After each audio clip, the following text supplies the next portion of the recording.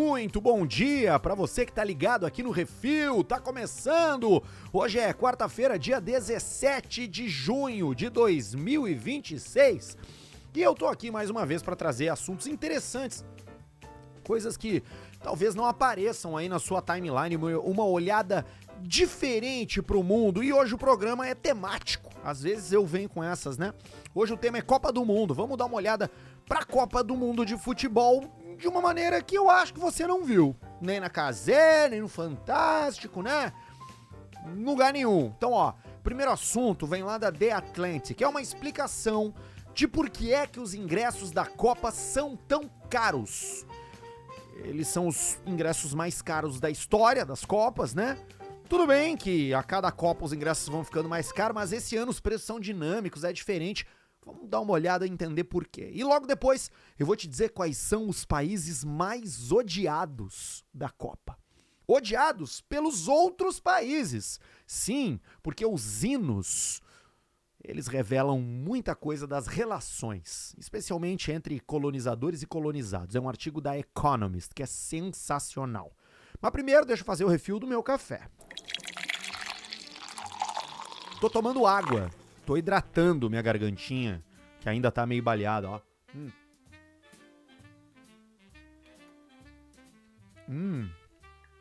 Aguinha top.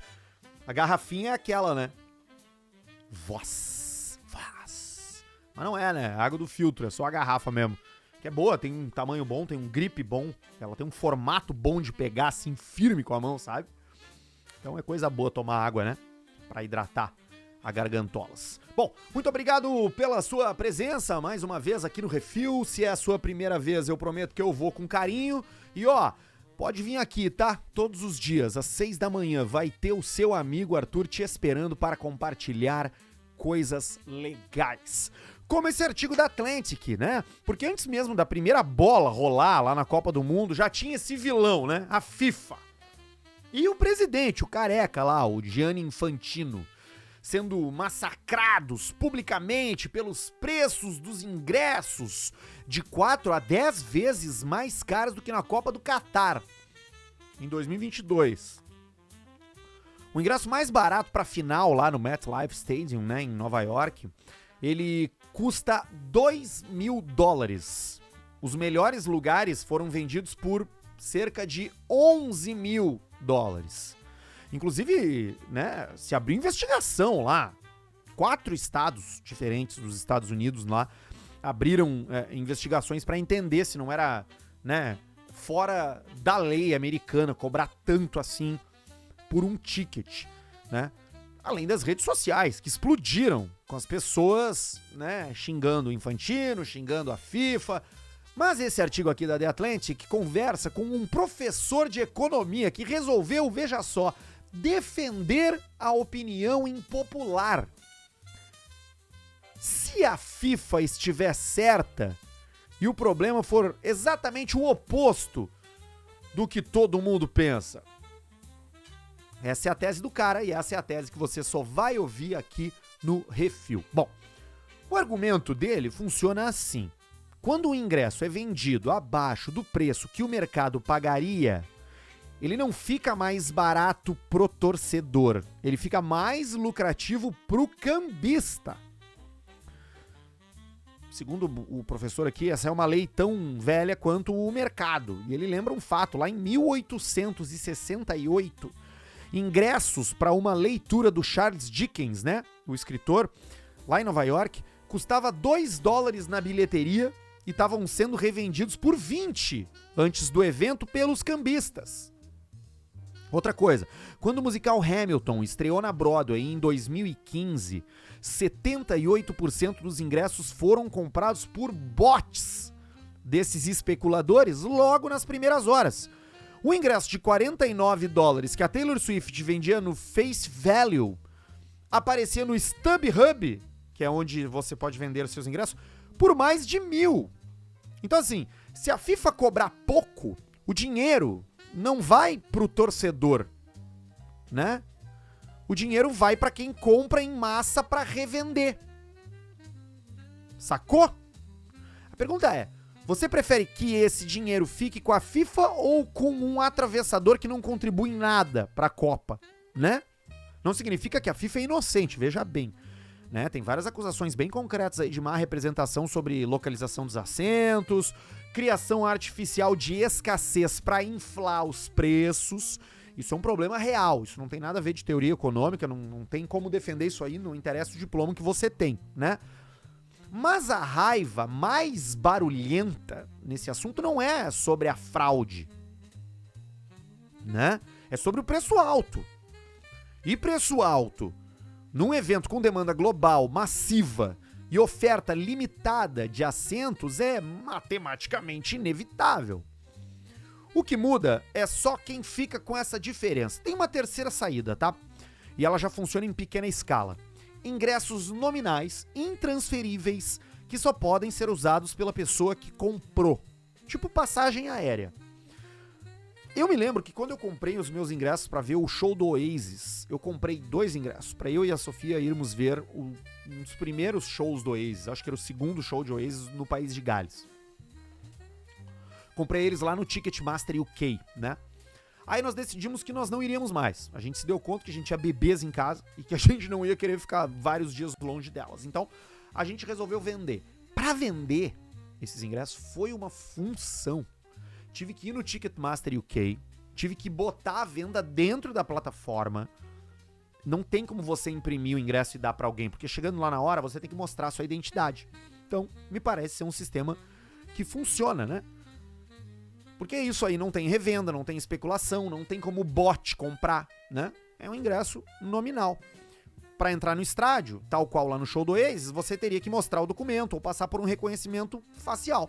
A desvantagem é claro que aí vai ter um pouco mais de fila, né? Vai ter um pouco mais de burocracia, mas a vantagem é que o preço fica muito mais controlado, porque não tem cambistas comprando inúmeros ingressos e faturando em cima da escassez cada vez que o jogo fica mais próximo. No caso da FIFA, os ingressos ficam mais baratos no dia do jogo, porque eles precisam vender, eles querem lotar o estádio, né? E aí as pessoas que compram de última hora eventualmente conseguem bons negócios. Bom, no fim, esse ingresso de $10 mil aí pra ir na final lá da Copa, ele é chocante, né? É muita grana. Mas o escândalo maior, ele é estrutural, né? Porque durante décadas, vários artistas, clubes e organizadores venderam ingressos abaixo do valor do mercado, achando que estavam sendo generosos com os fãs. Enquanto, na realidade, os cambistas é que compravam e faturavam na diferença, né? Sem contribuir com nada, sem subir no palco, sem montar os andaimes do estádio, sem cuidar da estrutura do campo, né? É uma sacanagem, né? Então, assim, a FIFA que decidiu ficar com essa diferença ela mesma, o que é discutível, né? Dado o histórico da FIFA de corrupção.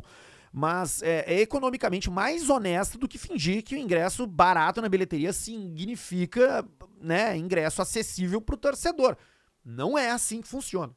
Então, assim, gostei do argumento desse professor de economia aqui, tá? Achei bem convincente.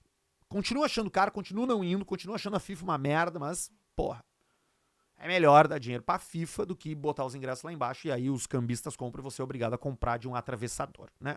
Me conta aí o que você acha. Vamos pro próximo assunto.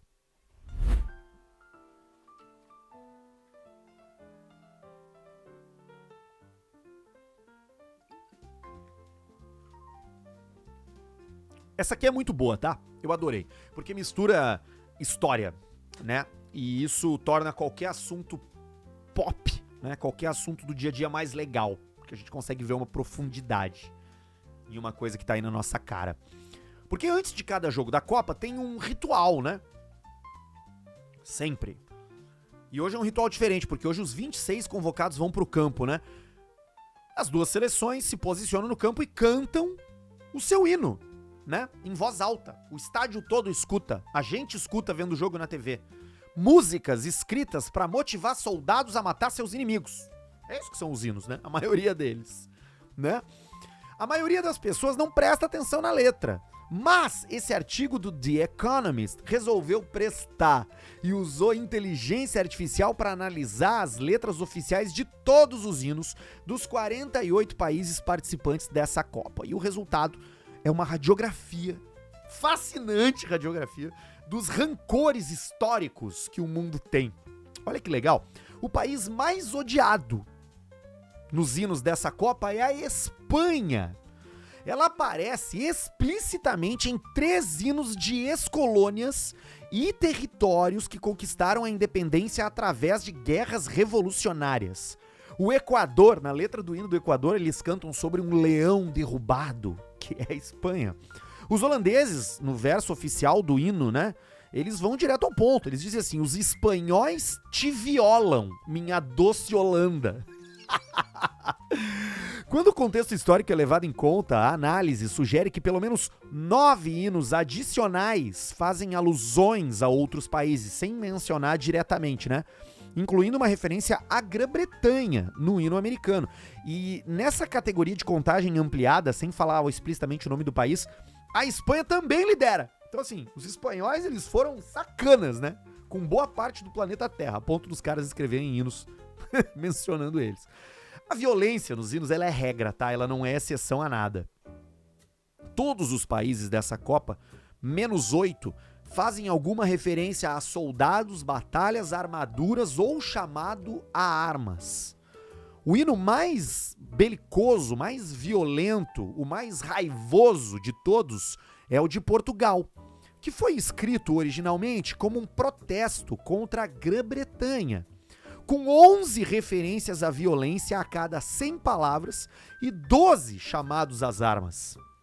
A França avisa na La Marseillaise, seu magnífico hino, né, que soldados estrangeiros vêm cortar a garganta dos seus filhos e consortes. Alors, enfant de la patrie, le jour est glorieux, c'est arrivé. Acho que é mais ou menos isso, eu não sei falar francês. Outros, ó. Uruguai e Tunísia celebram a glória do martírio, morrer pelo meu país. O México, que teve o seu hino escrito numa época, né, de invasões americanas e europeias, imagina a sua bandeira nacional encharcada com ondas de sangue. O contraste com alguns dos maiores invasores da história chega a ser engraçado, porque a Grã-Bretanha pede que Deus salve o rei, né? Um dos maiores colonizadores do mundo. A Alemanha, que tem aí um histórico bem, né, bem questionável de guerras. Bom, eles falam em liberdade, unidade e felicidade. O Japão, aquele império que foi muito cruel também durante a Primeira Guerra, o Japão espera que o imperador reine até que as pedras se transformem em rochas cobertas de musgo. Agora, tem um hino que é fiel à reputação do país, que é o do Canadá. Ele não tem nenhuma referência a conflito, nenhuma referência violenta e ainda atualizou as letras em 2018 para torná-las mais inclusivas de gênero. Os canadenses são os caras mais legais do mundo mesmo, né, velho? Eles têm essa fama aí. O que torna essa história mais do que uma curiosidade é o que ela mostra pra gente sobre como as nações constroem a sua identidade, né? Na real é isso.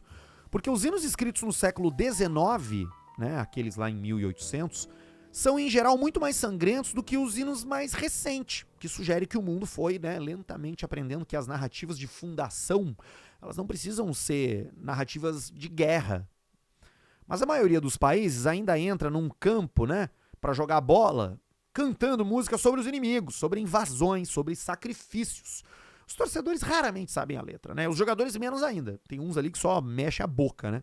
Mas ainda assim, toda a Copa do Mundo, dezenas de nações ficam ali lado a lado no gramado e cantam com a mão no peito, épicos de conquista e vingança antes da bola rolar. Legal, né?